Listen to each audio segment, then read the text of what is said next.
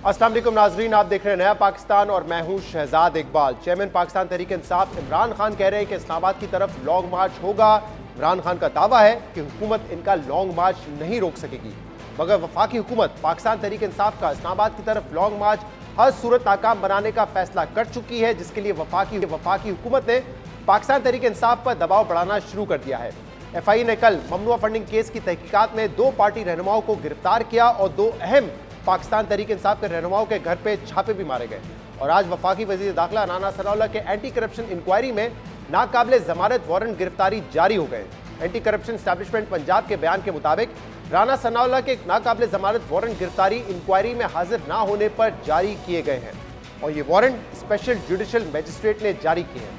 अहम बात यह है कि एक तरफ तो इमरान खान लॉन्ग मार्च की तारीख देने में ताखीर कर रहे हैं और अभी तक पाकिस्तान तहरीक इंसाफ ने लॉन्ग मार्च की तारीख का हतमी ऐलान नहीं किया है, मगर वफाकी हुकूमत को खदशा है कि पाकिस्तान तहरीक इंसाफ का लॉन्ग मार्च 12 से 17 अक्टूबर के दरमियान इस्लामाबाद का रुख कर सकता है।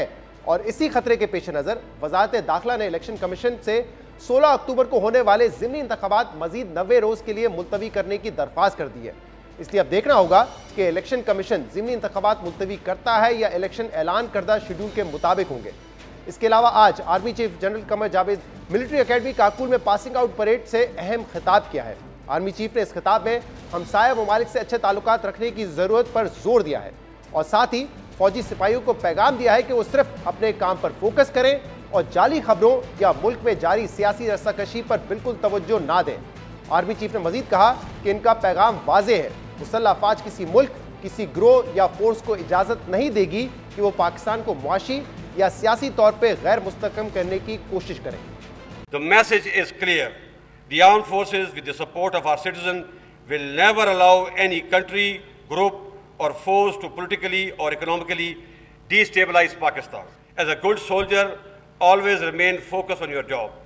Don't get distracted by fake news and political wrangling in the country. Respect the democratic institutions and be always ready to defend the territorial integrity, sovereignty and Constitution of Islamic Republic of Pakistan with your life. Imran Khan long march से पीछे हटने को तैयार नहीं है, जबकि हुकूमत का यह दावा है कि किसी भी सूरत में इमरान खान का लॉन्ग मार्च इस्लामाबाद में दाखिल नहीं हो सकेगा। इन तमाम मामलों पर हम बात करेंगे, जिसके लिए हमें ज्वाइन किया है पाकिस्तान के वजीर दाखिला राना सनाउल्लाह ने। राना साहब, बहुत बहुत शुक्रिया वक्त देने के लिए। राना साहब, कल इमरान खान ने कहा है कि जो प्लान मैं बना रहा हूँ हुकूमत उसे नहीं रोक सकती। दूसरी तरफ आप कह रहे हैं कि इमरान खान को रोक के दिखाएंगे, इस्लामाबाद सील करने के लिए तैयारियां मुकम्मल हो चुकी हैं। क्या होने जा रहा है? क्या तसादुम की तरफ मामला बढ़ रहे हैं? नहीं, देखें, अगर एक आदमी जो है वो मुसल्ला जथा लेके और वो ये कहता है कि मैं आके रियासत का जो कैपिटल है उसको मैं आके सीज़ करूँगा, मैं उसका आके घिराव करूँगा, तो तसादम जो है वो तसादम तो फिर वो चाहता है ना। अगर वो मुसल्ला लोगों को लेके आएगा और आके, मैंने तो कल भी बड़ी वजाहत से कहा है कि आइनी और जमहूरी तौर पे एहतजाज जो है वो बिल्कुल आइन और कानून उसका हक देता है, लेकिन उस हक को जो है वो पाकिस्तान की अदालत उज़्मा और अदालत आलिया, हाई कोर्ट इस्लामाबाद और सुप्रीम कोर्ट ने उसमें बाकायदा फ़ैसले मौजूद हैं। उन्होंने इस्लामाबाद की जो रेड जोन है उसे किसी भी एहतजाज के लिए जो है वो आउट ऑफ बाउंड, यानी उसकी ममानत से मुतल्लक जो है वो वाज़ेह अहकामात हैं। और इस्लामाबाद में 3 ऐसे मकामात हैं जहाँ पे उन्होंने ये कहा है कि वहाँ पे अगर कोई एहतजाज करना चाहे, कोई जलसा करना चाहे, कोई अपना प्रोग्राम करना चाहे तो वो कर सकता है। अगर तो ये लोग जो है वो इन अकॉर्डेंस इस्लामाबाद इंतज़ामिया से इजाज़त लेके और उन मखसूस जगहों पे आएंगे तो बिल्कुल आएँ, एहतजाज करें, अपना धरना देना है धरना दें, जलसा करना है जलसा करें। लेकिन अगर ये इस्लामाबाद को सीज़ करने के लिए आगे बढ़ेंगे तो फिर जो है वो इनको बिल्कुल रोका जाएगा और कानून की ताकत से रोका जाएगा। राना साहब, तसादुम कभी भी हुकूमत के हक में तो नहीं होता, तो बेहतर स्ट्रेटजी ये नहीं होगी कि ये कहने के बजाय कि हमारे पास कितने रबर बुलेट्स हैं, कितने आंसू गैस के शेल हैं, हम क्या करेंगे आपके साथ, आप कोर्ट को अप्रोच करें जिनका पहले भी फैसला मौजूद था और उनको कहें कि पहले भी आपने कहा था रेड जोन में नहीं आ सकते, अब भी इनको मना करें। और आपको याद है कि इमरान खान जब यहाँ पहुंचे भी थे जिना एवेन्यू पे तो उनको वापस जाना पड़ा था क्योंकि उनको पता था कि कंटेम्प्ट लग सकती है उन पर। नहीं देखें, ये कोई ऐसी बात तो नहीं है कि कोर्ट का फैसला जो है वो कोई मालूम नहीं है इन्हें। जब ये ऐलान कर रहे हैं, अभी तो वो ज़ुबानी कलामी ऐलान कर रहे हैं ना कि मैं जो प्रोग्राम मैंने बनाया है वो किसी को मालूम नहीं है, हालांकि हमें मालूम है। ये इसकी भूल है कि हमें नहीं मालूम, हमें बिल्कुल मालूम है और हमने इसकी जुज़वियात में जाके उसके मुताबिक जो है वो इसका इंतज़ाम किया है। और इंशाअल्लाह ताला ये इसकी भूल है कि ये समझता है कि मैं जीटी रोड पे चढ़ूँगा और मैं सीधा जो है वो नॉन स्टॉप इस्लामाबाद पहुँच जाऊँगा, ऐसा नहीं होगा। और इस्लामाबाद में जो है वो इसे कोई ऐसा वेलकम भी नहीं मिलने वाला कि ये समझे कि जी मैं जहाँ पे चाहूँ वहाँ पे जाके जो है वो बैठ जाऊँगा। लेकिन ये है कि उसने अभी ऐलान नहीं किया। जिस दिन ये ऐलान करेगा और अगर इसने ऐलान जो है वो कानूनी हदूद व क़यूद से बालातर किया और जो भी अपना इसने इरादा ज़ाहिर किया तो उसके मुताबिक अदालत आलिया और अदालत उज़्मा भी और जो है वो अपने जो है वो फ़र्ज़ को या अपनी ज़िम्मेदारी को अदा करेंगी। कल आपने एक और बात भी कही थी, जो है वो भी पूरी तरह से तैयार है। कल आपने एक और बात भी कही थी, आपने कहा 2 सियासी तजावीज़ भी हमारे पास मौजूद है, उनमें से किसी एक पर भी अमल दरामद अगर हो गया तो फिर इमरान खान साहब बच नहीं पाएंगे। वो उनके ज़हन गुमान में भी नहीं है कि क्या हो सकता है। क्या ये सियासी तजवीज़ है जिसका आप जिक्र कर रहे थे?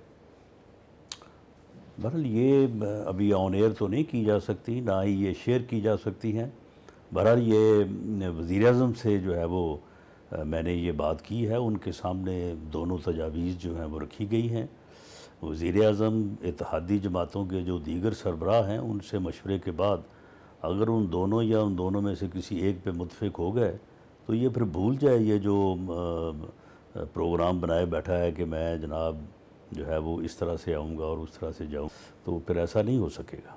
क्या अरेस्ट से मुतल्लिक है कि हाउस अरेस्ट कर लेंगे, घर से नहीं निकलने देंगे, या अगर वो कहीं केपी या पंजाब से आ रहे होंगे तो उनको रास्ते से गिरफ्तार कर लेंगे, ये है, या इसके अलावा कोई ऑडियोज़ के बाद लीक करने का कुछ मजीद इरादा है हुकूमत का?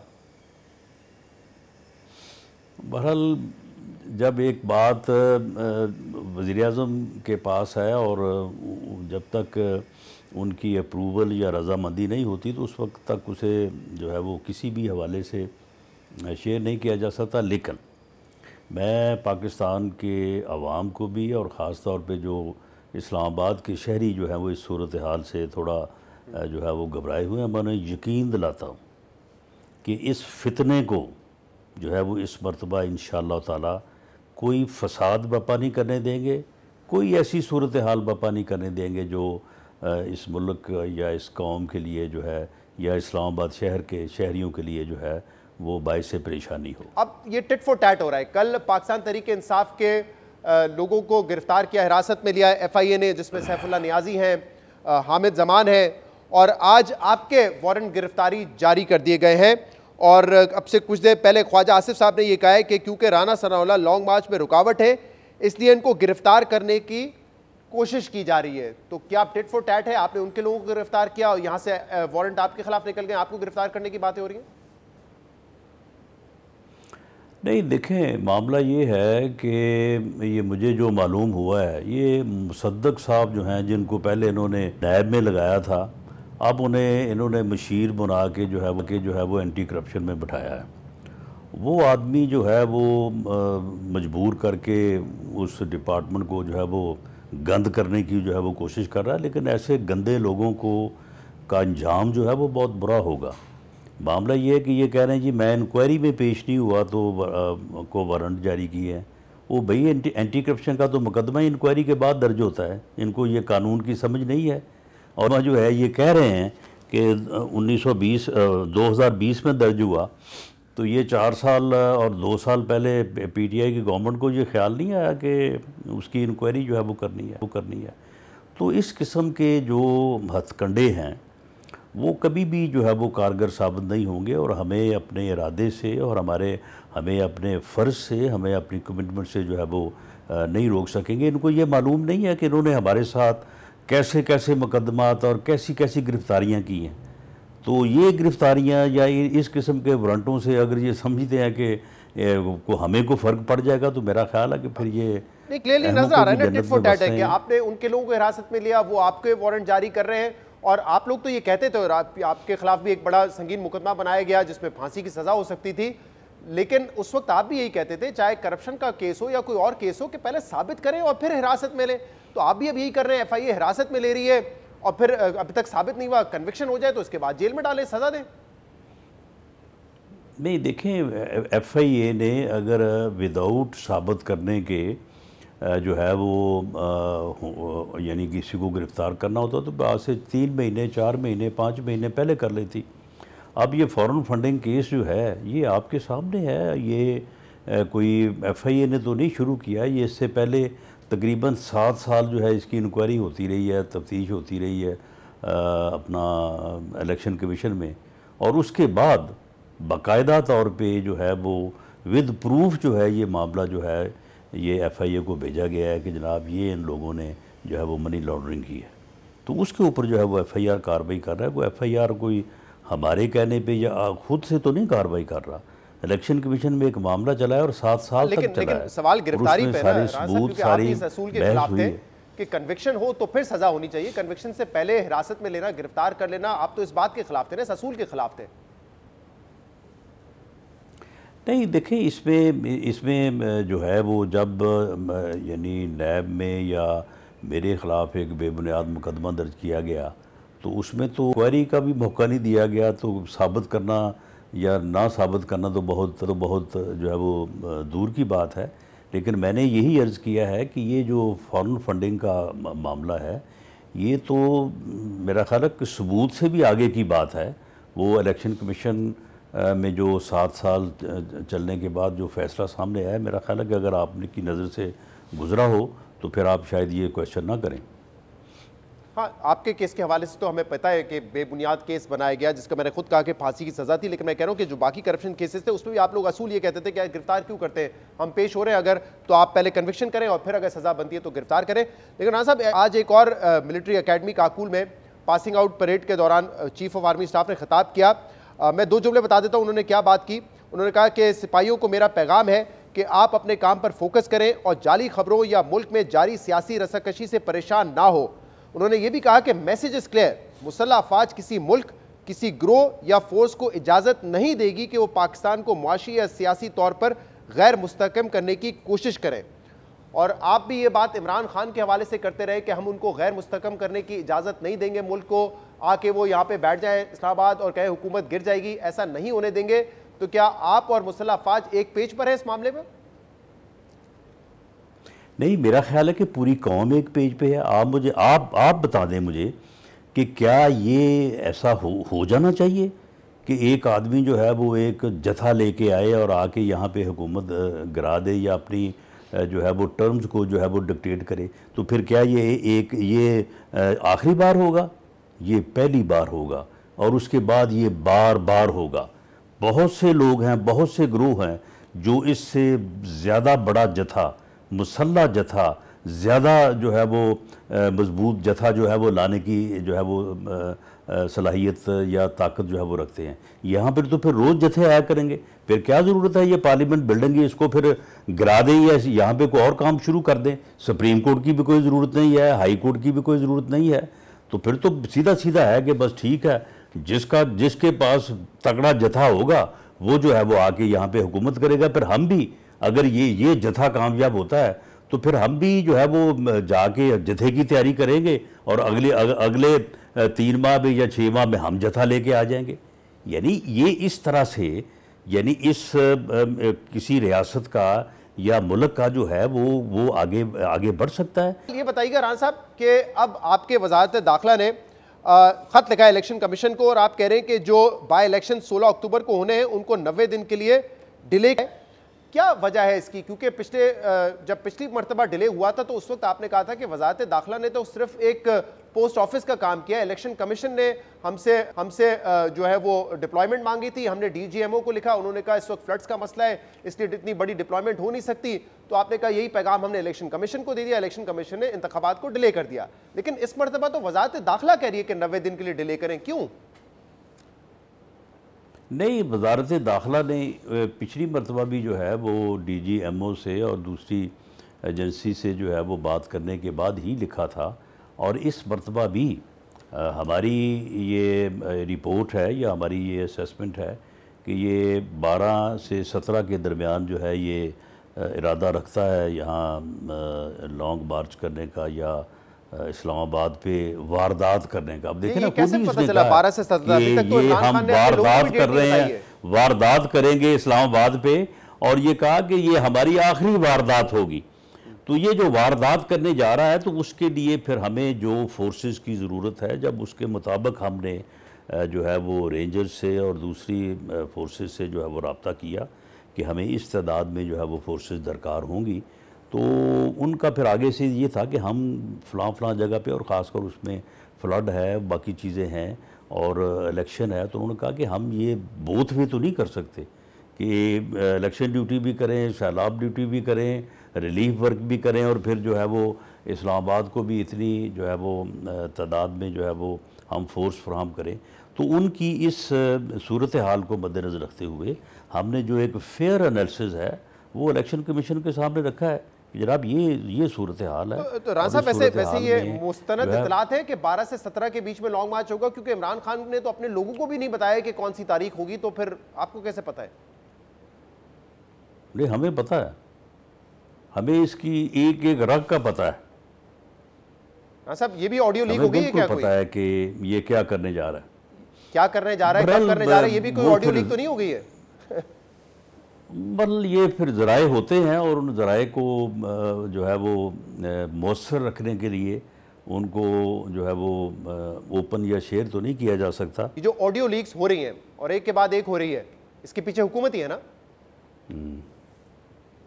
नहीं, बिल्कुल हुकूमत नहीं है। फिर कहां से आ रही है? आपने कहा एजेंसीज का इससे कोई ताल्लुक नहीं है, सिरे से नहीं है, बल्कि जो है वो हुकूमत के तो खिलाफ वीडियो लीक से आगाज हुआ और चलता चलता अब इमरान खान की ऑडियोज पर आ गया है, और आप कहते हैं कि नून लीग की जो ऑडियोज थी उससे हमें नुकसान नहीं हो रहा, लेकिन इमरान खान की ऑडियो से उनको बड़ा नुकसान हो रहा है। नहीं, तो इमरान खान ने जो है वो यानी ऐसा उसने यानी उसका ऐसा किरदार सामने आ रहा है कि वो लोगों के पास जब जाता है तो कुछ कहता है, बंद कमरों में किस किस्म की घिनौनी साजिशें करता है। तो ये सारी चीज़ें जो हैं ये फिर आपको पता ही है ना कि फिर कोई तो है ना जो निज़ाम हस्ती चला रहा है। तो ये सारी चीज़ें जो हैं ये सारी ये फितना और फसाद का दाई जो है ये जो है वो बेनकाब हो रहा है, और मैं समझता हूँ कि इसका बेनकाब होना जो है ये इस मुल्क और कौम के मुफाद में है। राना साहब, कल भी आपने कहा कि अल्लाह की तरफ से मदद आ रही है, ऑडियो सामने आती जा रही हैं, लेकिन जो ऑडियो टेप कर रहे हैं वायर टैपिंग के थ्रू हो, किसी और के ज़रिए हो, वो अल्लाह के गुनहगार बंदे ही हैं। जो लीक कर रहे होंगे वो भी अल्लाह के गुनहगार बंदे ही होंगे जो कर रहे होंगे। ऐसा ही है ना मामला? तो देखिए, मामला ये है कि मैंने तो कहा ना कि कोई तो है ना, हमें तो उसकी कोई निशानदेही नहीं है ना, हमें इस बारे में कोई, यानी मैं अगर कोई वाज़ेह तौर पे आपको पिन पॉइंट करके बता सकूं कि जी ये शहजाद इकबाल साहब हैं वो कर रहे हैं ये, तो मेरे पास तो कोई ऐसी इन्फॉर्मेशन नहीं है। तो बहरहाल ये यानी इस किस्म की गुफ्तगू का करना और उसके बाद उस गुफ्तगू का जो है वो और टेलीफोन के ऊपर करना और उसका फिर जो है वो एक्सपोज हो जाना, तो ये मैं समझता हूँ कि ऐसे फितने का बेनकाब होना जो है ये लोगों के मुफाद में है ना। वो तो शायद गुफ्तगू तो आपस में बैठ के शायद बात हो रही है, और आप लोगों की जो ऑडियोज आई थी उसमें भी यही तासुर मिल रहा था, लेकिन आप कह रहे हैं कि आपको नहीं पता, लेकिन आप कमेटी हेड कर रहे हैं, उसमें तमाम एजेंसीज हैं। क्या खाली जो शहबाज शरीफ साहब से मुतल्लिक ऑडियोज लीक हुई थी उसकी तहकीकात होंगी, या जो इमरान खान की ऑडियोज लीक हो रही है उसकी भी तहकीकात कर रहे हैं आप? जी, हमने वो तहकीकात की हैं और हम काफ़ी हद तक जो है वो एक नतीजे पे पहुँचे हैं।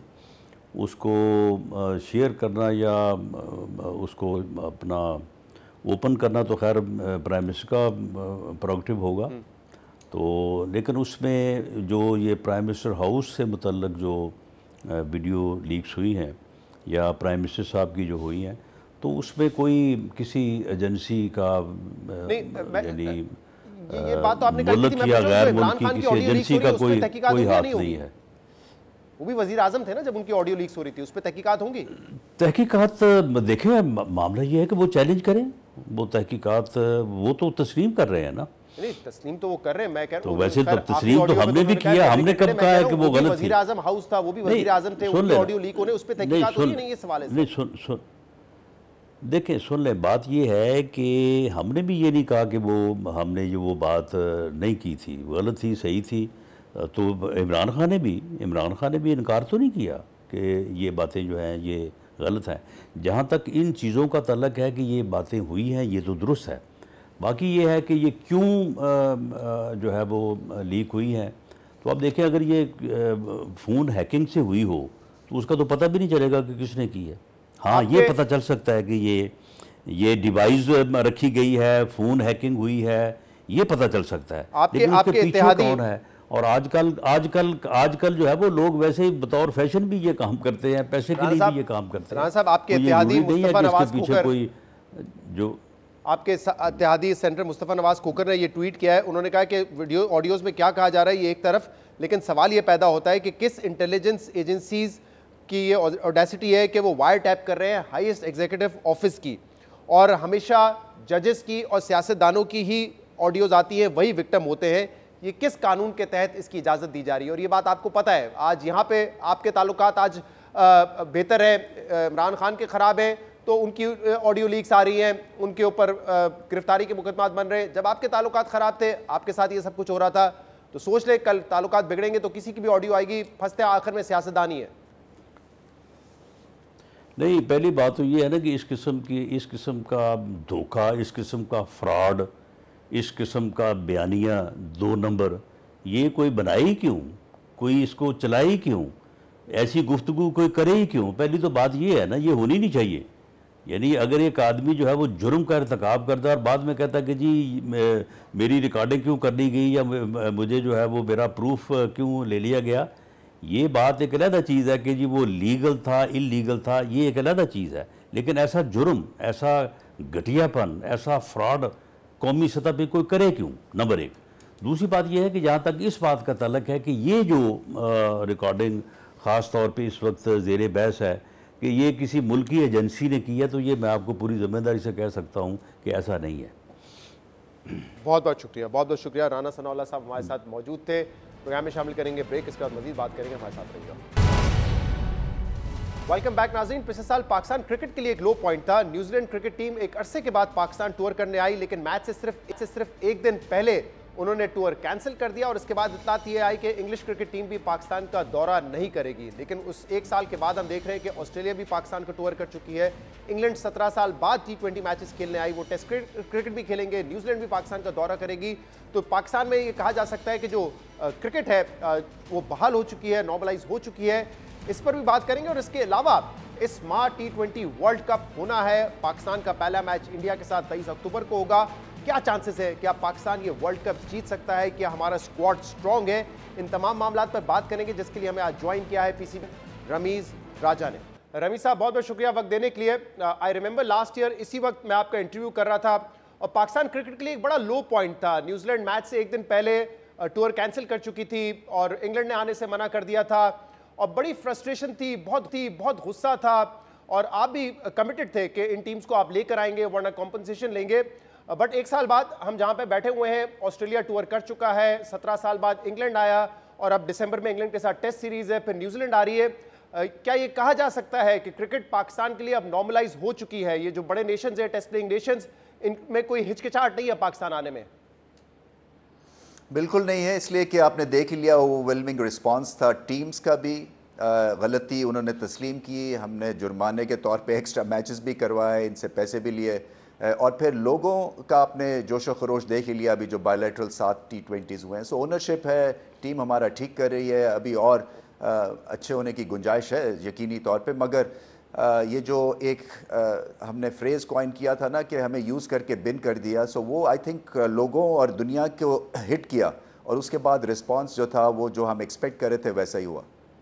और रमी साहब, आप भी हमेशा से देखते आए, एक बहस पाकिस्तान में ये होती है कि पीसीबी का जो चेयरमैन हो, क्या वो सिर्फ अच्छा एडमिनिस्ट्रेटर हो या अच्छा एडमिनिस्ट्रेटर होने के साथ साथ अगर क्रिकेटर हो तो उससे ज़्यादा फ़ायदा होगा। अब आप बताइए कि जो पिछले एक साल में हमने देखा है कि जैसे इंटरनेशनल क्रिकेट पाकिस्तान में आई, बड़ी अचीवमेंट है और कुछ इनिशिएटिव्स भी हुए हैं। इस वक्त पाकिस्तान जूनियर लीग जारी है और ये दुनिया में पहली मर्तबा हो रहा है कि अंडर 19 की कोई लीग हो रही है और इसमें इंटरनेशनल प्लेयर्स भी आके पार्टिसिपेट कर रहे हैं। आई थिंक 24 इस वक्त इंटरनेशनल प्लेयर्स हैं जो इसमें पार्टिसिपेट कर रहे हैं। तो मकसद इसका क्या है? रेवेन्यू कमाना चाहते हैं इससे, या फिर जो डेवलपमेंट है गेम की उस पर तवज्जो है इस लीग से? देखिए, पहले तो एक मिथ ब्रेक करना मैं खुसूसी तौर पे चाह रहा था कि एक क्रिकेटर अच्छा एडमिनिस्ट्रेटर नहीं हो सकता है, क्योंकि ये गेम क्रिकेट की है, तो इसमें एडमिनिस्ट्रेशन अगर आपने क्रिकेट खेली हुई है तो आसान हो जाती है। नंबर 2 PJL है, ये एक प्रोटोटाइप फ्यूचरिस्टिक हमारा एक शोकेस प्रोजेक्ट है, और सारी इसकी जो बात है, जो मुझे अकल आई, मेरी जो समझ में आई, वो ये था कि हमारे अंडर 19 लेवल के ऊपर या डेवलपमेंट जो स्क्वाड्स हैं उसको ऐसी एनवायरनमेंट नहीं मिलती है कि जब ये आगे प्रोग्रेस कर सकें और दुनिया में जितने और यंग क्रिकेटर्स हैं उसके मुकाबले में ये खड़े हो जाएं। क्योंकि अभी भी हम सीख रहे हैं, बेबी स्टेप्स ले रहे हैं रिगार्डिंग डोमेस्टिक क्रिकेट, इसके स्ट्रक्चर को क्या करना है। इसीलिए डोमेस्टिक क्रिकेट में पहली दफ़ा शायद एवर इन इट्स हिस्ट्री हमने 2 ओवरसीज़ कोचेस बुलाए हैं जो कि काउंटी टीम्स को लीड करते हैं एज कोचेस। तो उसमें हमें ठीक करना है, मगर पॉइंट ये कहने का है कि प्रोसेस के थ्रू हमने सुपरस्टार्स क्रिएट करने हैं। और अगर एक 19 साल का 17 साल का लड़का सर विवियन रिचर्ड्स के साथ डगआउट शेयर करेगा, या अफरीदी के साथ, इमरान ताहिर के साथ, शोएब मलिक के साथ, डैरन सेमी जो कि माने ग्रामी कप्तान हैं, कॉलिन मनरो जो हिटर हैं, और फिर इंटरनेशनल डगआउट में जो बाहर से लोग आए हुए हैं, बच्चे आए हुए हैं, उनको लीड करेगा, तो आप सोचिए कि एक 17 साल 18 साल में एक कॉन्फिडेंस, एक लेवल ऑफ सेल्फ बिलीफ कितना बढ़ जाता है। तो ये आगे चल के एक ज़रिया माश भी है, क्योंकि हमारे यहाँ जिस तरह से डिप्रेशन सा छाया हुआ है, इसलिए कि इकॉनमी इतनी स्ट्रांग नहीं आई है, और बच्चों को अगर आप दिखाएंगे नहीं कि ये क्रिकेट हम आपको एक सेटअप करके दे रहे हैं शो, और साथ में आपको प्रोफेशनल फ़ी भी मिलेगी, तो फिर एक 10 साल का बच्चा भी शौक के साथ क्रिकेट को एज अ करियर ऑप्शन अपना सकेगा। राइट। और रीजनल क्रिकेट कहाँ पे जा रही है? क्योंकि 25 अगस्त को प्राइम मिनिस्टर शहबाज शरीफ ने कहा था कि डिपार्टमेंटल क्रिकेट बहाल कर रहे हैं, लेकिन ये सीज़न तो हम रीजनल क्रिकेट पर ही कंटिन्यू कर रहे हैं, और आप बड़े सपोर्टर भी रहे रीजनल क्रिकेट के, और आपने कहा है कि इसको टाइम देने की ज़रूरत है, और हम उस स्टेज पर पहुँचे जहाँ पे कराची वर्सेस लाहौर का जब PSL में मैच होता है तो वही जो एक्साइटमेंट है वो डोमेस्टिक क्रिकेट में हो, कायद-ए-आज़म ट्रॉफी में हो। तो एक तो ये बताइएगा 3 साल में प्रोग्रेस कितनी हुई है, और क्या हम दोबारा स्ट्रक्चर को चेंज करने जा रहे हैं डोमेस्टिक, या फिर ये जो रीजनल क्रिकेट है ये कंटिन्यू करेगी? देखिए, हम वेट करेंगे कि हमारे ऊपर तो नहीं है, ये तो जो प्रोफेशनल ऑर्गेनाइजेशंस हैं उन्होंने अपनी टीम्स खड़ी करनी है। सो जब वो टीम खड़ी कर लेंगे उसके बाद इसके ऊपर बैठ के इन हाउस हम डिस्कशन करेंगे।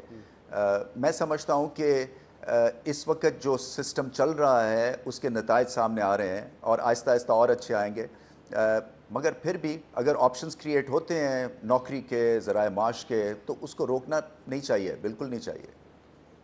राइट। तो अभी फॉर द टाइम बिंग इसी सिस्टम को, इसी स्ट्रक्चर को कंटिन्यू करेंगे, रीजनल क्रिकेट ही होगी, 6 टीम्स ही खेलेंगी? नहीं, इसलिए कि अभी तो देखे ना, वो तो ऑर्गेनाइजेशंस ने अपनी टीम बनानी है, सो हमारे हाथ में नहीं है ये। ज़रा मौजूदा टीम पे बात करते हैं।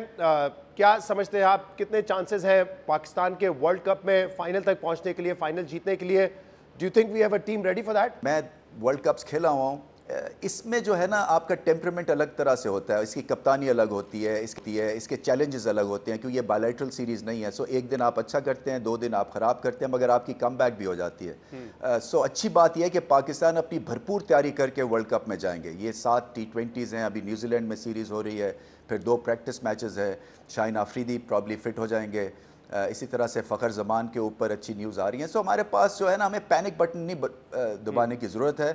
मैं समझता हूँ कि बिल्कुल पाकिस्तान वर्ल्ड कप जीत सकते हैं, और इंशाल्लाह जीत के आएंगे। इंशाल्लाह ज़रूर जीतेंगे। और बॉलिंग साइड से तो मेरे ख्याल से इतनी ज़्यादा परेशानी नहीं, और ख़ासतौर पे अगर आप कह रहे हैं कि शाहीन शाह आफरीदी फिट हो जाते हैं तो वो पाकिस्तान के लिए एक प्लस पॉइंट होगा, खासतौर पे ऑस्ट्रेलियन कंडीशंस में। अब बैटिंग के हवाले से थोड़े इशूज़ हैं, और टॉप ऑर्डर, मिडिल ऑर्डर दोनों इस वक्त ज़ेर बहस है। टॉप ऑर्डर में we have 2 class batsman, Rizwan perform कर रहे हैं, खासतौर पर पिछले 1-1.5 साल में देखें स्ट्राइक रेट भी बेहतर हुआ है, एवरेज उनकी फैंटास्टिक है। बाबर आजम जाने माने प्लेयर हैं, लेकिन कहीं ना कहीं एक क्रिटिसिज्म उन पे ये रहता है कि शायद कभी कभी वो उतना तेज़ नहीं खेलते जितना मॉडर्न T20 क्रिकेट में खेला जाता है। जैसे अभी हमने देखा इंडिया साउथ अफ्रीका की सीरीज़ में 200 से ऊपर रेगुलर स्कोर बन रहे थे। पाकिस्तान में इंग्लैंड की जिस तरह एक बैटिंग स्टाइल है, तो उनकी अप्रोच थोड़ी सी ज़्यादा कंजर्वेटिव है। और अभी मोहम्मद वसीम जो चीफ सेलेक्टर है, उन्होंने कहा था कि शायद उनको थोड़ा ज़्यादा भरोसा करना पड़ेगा मिडिल ऑर्डर पे। तो एबिलिटी पे तो इनकी कोई शक नहीं है, लेकिन आपके ख्याल में कंजर्वेटिव अप्रोच की क्या यही वजह है कि मिडिल ऑर्डर इतना स्ट्रांग नहीं है और उन पे प्रेशर ज्यादा है कि हमने विकेट पर रहना है तभी हम मैच जीत सकेंगे या हाई स्कोर कर सकेंगे? नहीं, आपके पॉइंट्स बिल्कुल वैलिड हैं। मैं समझता हूं कि क्योंकि हमने ज़्यादा चेंजेस नहीं किए हैं इसलिए आपको कंटिन्यूटी दिख रही है, और हमारा जो वाइट बॉल का सक्सेस रेट है वो कोई 71-72% है। सो कहीं तो चीज़ें ठीक हो रही हैं। हाँ, जैसे मैंने कहा कि रूम फॉर इम्प्रूवमेंट बिल्कुल है। देखिए, जो दुनिया के बेस्ट स्ट्राइक रेट के ओपनिंग कॉम्बिनेशंस हैं ना, बाबर और रिजवान ऑलमोस्ट उनको मैच कर रहे हैं। ऑलमोस्ट कोई पॉइंट फ्यू नंबर से ये पीछे हैं। तो कोई डिबेट नहीं है कि ओपनर्स को चेंज किया जाए, सिर्फ ये था कि क्या अगर मिडिल ऑर्डर पे वो ज्यादा रिलाई करेंगे तो वो ज्यादा खुल के खेल सकते हैं, क्योंकि आप क्रिकेटर हैं, खुद क्रिकेट आपने खेली है, तो आपको आपसे ये बात करना ज्यादा आसान है कि अगर आप देखें इंडिया की ऑलमोस्ट जो टेस्ट टीम है वही उनकी T20 की टीम है। उसमें राहुल भी होगा, रोहित भी होगा, उसमें जो है वो विराट कोहली भी होंगे। पाकिस्तान में अब जो मिडिल ऑर्डर है वो बिल्कुल ही डिफरेंट है, और ये अक्सर तनकीद होती है कि हिट एंड मिस है, या तो बहुत तेज खेल सकते हैं या वो फर्स्ट गियर में खेल सकते हैं, मतलब तीसरा चौथा गियर नहीं है। तो आपके ख्याल में क्या वो जो हम बात करते हैं कि इंग्लैंड जैसा हमारा बैटिंग स्टाइल हो या ऑस्ट्रेलिया साउथ अफ्रीका जैसे हो, वो माइंडसेट मिसिंग है या वो प्लेयर की कैपेसिटी और स्किल का इशू है जो हमें डेवलप करना है? देखिए, स्किल का इशू है और स्मार्टनेस जो है वो और आपको चाहिए होती है। जो हमारा मिडिल ऑर्डर है ये ऐसा नहीं है कि अभी इंट्रोड्यूस हुआ है, इन्होंने खासे मैचेस खेल लिए हुए हैं। सो इनके ऊपर है अब कि किस तरह से ये प्रेशर में सही बॉल को पिक करते हैं हिट मारने के लिए। क्योंकि देखें, हिट तो मारनी है इररिस्पेक्टिव कि ओपनर्स ज़्यादा टाइम क्रीज पे गुजारते हैं या कम, क्योंकि ये मिडिल ऑर्डर का काम है बहुत। अगर आप इनिंग्स बनाने की बात कर रहे हैं तो इसका मतलब आप मुकाबला हार गए हैं। ये तो इनका काम ही यही है कि जाएं और खुल के जो आखिरी के 5 या 6 या 7 ओवर्स हैं उसमें अटैक करें।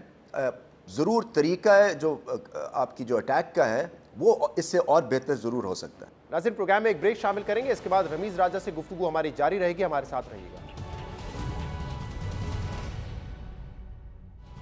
वेलकम बैक नाज़रीन। प्रोग्राम में हमारे साथ मौजूद है पाकिस्तान क्रिकेट बोर्ड के चेयरमैन और पाकिस्तान के साबिक टेस्ट क्रिकेटर रमीज़ राजा। आपका और चीफ सेलेक्टर का विजन क्या है? Do you share the same vision? क्योंकि हमारे यहाँ ये होता है कि जब कोई नए प्लेयर्स फेल हो रहे होते हैं तो कहते हैं कि चलो जो एक्सपीरियंस खिलाड़ी है, जो पुराने प्लेयर्स हैं, उनकी तरफ वापस देखते हैं। मिडिल ऑर्डर में शोएब मलिक और मोहम्मद हफीज़ की बातें शुरू हो जाती है। आपका इस हवाले से क्या विजन है कि हम नए प्लेयर्स को अब ट्राई करें, बेशक अगर कुछ मैचेस हारते भी हैं but we should look forward, या आपके ख्याल में अगर काम नहीं कर रहे और पुराने प्लेयर्स जो बहुत अरसे से खेलते हुए आए वो फिट है तो उनको आजमाने में कोई हर्ज नहीं है? देखिए, हमने पिछले T20 में किया था, मुझे कोई प्रॉब्लम नहीं। मैं असल में देखें, मेरी जो फ़िलॉसफी है ना क्रिकेट की और अच्छी टीम की, वो ये है, एक कंसिस्टेंसी चाहिए आपको सिलेक्शन में, दूसरा आपको कप्तान को स्ट्रॉन्ग करना है। मैं ये समझता हूँ फ्रॉम क्रिकेटिंग एंगल कि हमारे पास, और मैं बात भी कर चुका हूँ, कि ऐसा नहीं है कि बेंच पे कोई लायनल मेसी बैठा हुआ है और हमने कोई बिल्कुल ही रद्दी बैट्समैन उसकी जगह या फुटबॉलर को हमने तरजीह दी हुई। ऐसा नहीं है, हमारे ऑप्शंस लिमिटेड हैं और इसी ऑप्शंस को बढ़ाने के लिए और टैलेंट पूल को इंक्रीज़ करने के लिए जूनियर लेवल के ऊपर बहुत काम हम कर रहे हैं। और इंशाल्लाह मैं वही कह रहा हूँ ना कि ठीक है, इस वक्त है हिट एंड मिस है, बिल्कुल है, मगर आगे चल के आपको इसके नतायज और कंसिस्टेंसी और एग्रेशन बिल्कुल मिलेगा। बट मेरी जो फ़िलॉसफी है वो ये है कि कप्तान को स्ट्रॉन्ग करना है, वो डिसीजन मेकर है, उसको आप ऑप्शंस दें कि वो किन प्लेयर्स को खिलाना चाहता है। और जिन कप्तान के अंदर आप खेले हैं, वर्ल्ड कप जीते हैं, आप हमेशा तारीफ करते रहते हैं कि बहुत ही ग्रेट कैप्टन है, और मेरे ख्याल से दुनिया मानती है कि क्रिकेट में तो उनकी जो एबिलिटीज़ थी, जो कप्तानी थी, वो बहुत अमेजिंग थी। तो बाबर आजम में भी वही झलक है आपके ख्याल में? देखिए जी, कोशिश कर रहे हैं, बिल्कुल कर रहे हैं, और पहले से बेइंतहा इम्प्रूवमेंट है। क्योंकि मैं इनको बताता हूँ और मुझे ये पता है, क्योंकि कप्तान भी रहा हूँ मैं, कि जो कप्तानी होती है ना, इसमें कोई अबाउट 70% एक्टिंग होती है।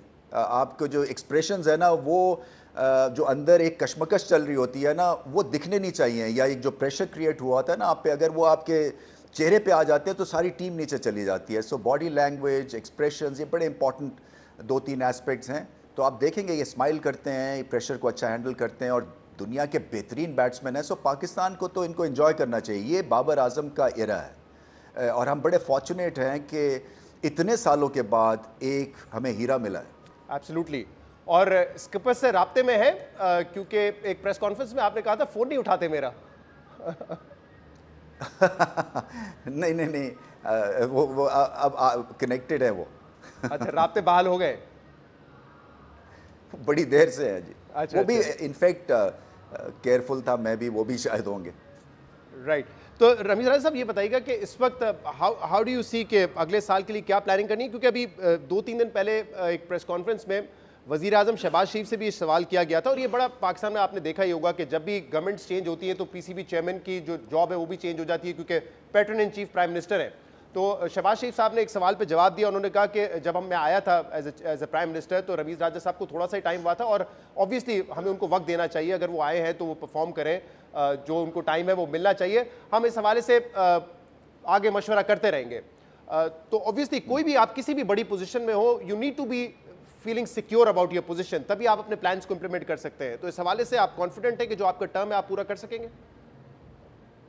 तो ये चीज़ें इंपॉर्टेंट ही नहीं है शहजाद, पता नहीं लोगों को इस पोजीशन का इतना क्यों ख्याल है। इसलिए कि मैं आपको फ्रैंकली बताऊं, मैं बड़ी बात नहीं कर रहा हूं, मैं समझता हूं कि जो मैं कर गया हूं ये शायद ये कोई रिपीट परफॉर्मेंस ना कर सके, मैं आपको गारंटी भी कर सकता हूं। बट एनीवे, देखिए मेरे पास ऑप्शंस बेनतहा है, मेरा काम सिर्फ यही है कि मैं क्रिकेट का जीपीएस ठीक करूं और करता रहूँगा, इरिस्पेक्टिव कि क्या प्रेशर्स क्रिएट होते हैं। कोई आर्टिफिशियल प्रेशर्स होते हैं, कोई सियासती प्रेशर होते हैं, आपको पता है कि हर कोई गन कर रहा है इस पोजीशन। तो मुझे तो 1 इंच की परवाह नहीं है, क्योंकि मेरे साथ फैंस हैं, मेरे साथ मेरा प्रोग्राम है, मेरे साथ मेरी टीम है, इनकी परफॉर्मेंस है।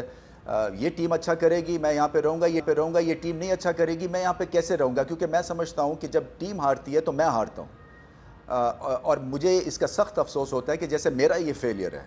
तो आप ये मत समझे कि मैं कोई डिटैच अपने आप को ये मैच देखता हूँ, इसलिए मैं मैचेस देखने नहीं जाता। मुझे सब कह रहे हैं ऑस्ट्रेलिया नहीं जा रहे तुम वर्ल्ड कप में, इस टीम के साथ जाओ, नेट्स करो, तुम खेले हुए ऑस्ट्रेलिया में।